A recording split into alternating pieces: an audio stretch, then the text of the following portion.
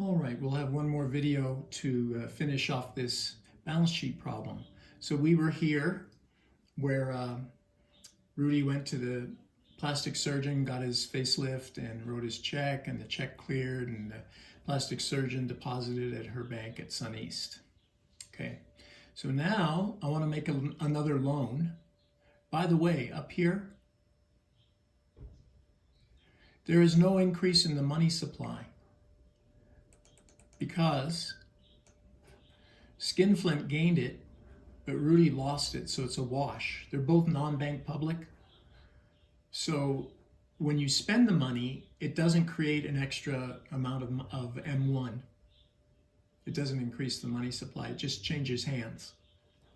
So, but when you make the loans, that's when it goes up. So we've got 3240 of excess reserves here. We're going to lend that out, and you'll see the money supply that will go up. So if you'll read the paragraph with me, Elena goes to SunEast, gets a loan of 3240 in cash. Now I'm going to show you why banks don't like to lend in cash by showing you what happens when they do. She spends it all on wonderful new clothes at Bebe. Bebe went out of business about 1.5 years ago, so they don't actually exist anymore. Bebe deposits the 3240 at First Insecurity Bank.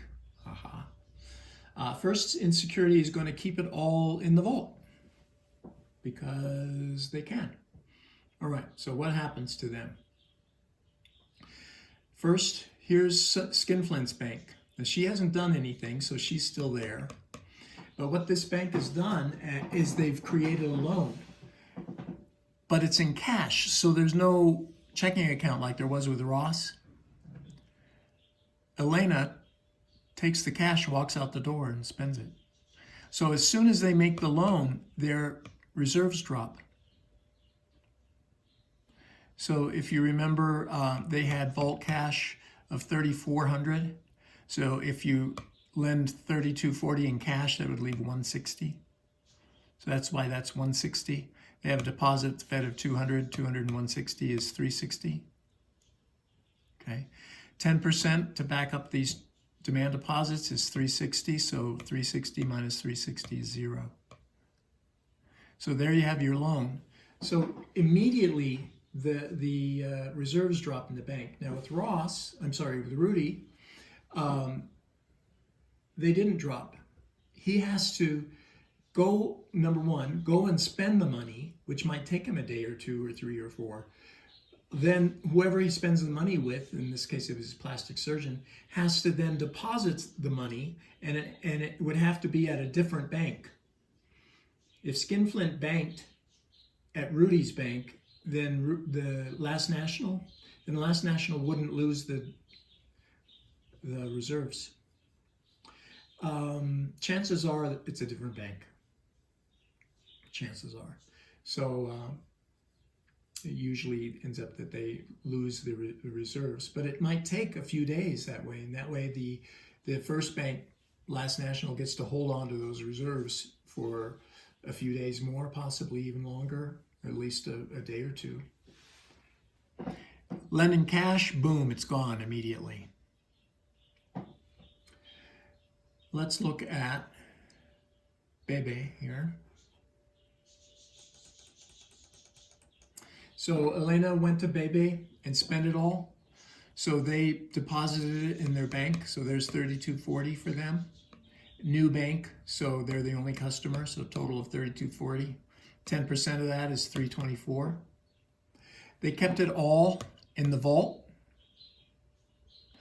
None in the Fed, so 0 and plus 3,240 is 3,240 for legal reserves. Subtract 324 from that, that's 2,916. Do you balance? Yes, 3,240, 3,240. And when you've made the loan up here, you increase the money supply by the amount of the loan, 3,240, because Elena is non-bank public and cash in her hands counts. Then when she spends it, it doesn't increase by another 3,240. It just changes hands from her to this business, which is also non-bank. Yeah. So the entire effect, I don't know if you can tell, but the first Treasury security purchase of Judy caused the bank to create a loan that got spent, gets back into the banks. They create another loan, it gets spent, gets back into the banks. At each point, the loans get smaller because of the required reserves. If you look at this, I've kind of summarized this. Part A, B, C, and D. Here was the change in the money supply. Judy's now got a checking account, which counts as M1. Treasury securities don't count as M1. So now there's an increase of 4,000 in M1. Here's the loan to Rudy. You see the difference there? This is 10% smaller. 3,600 is 10% smaller than 4,000. That's because the required reserve ratio is 10%. Rudy spent it. There's no change in the money supply. Here's another loan to Elena, 3,240. That's 10% smaller than 3,600 because of the required reserve ratio. The next loan, if you look at the excess reserves, it was 2,916.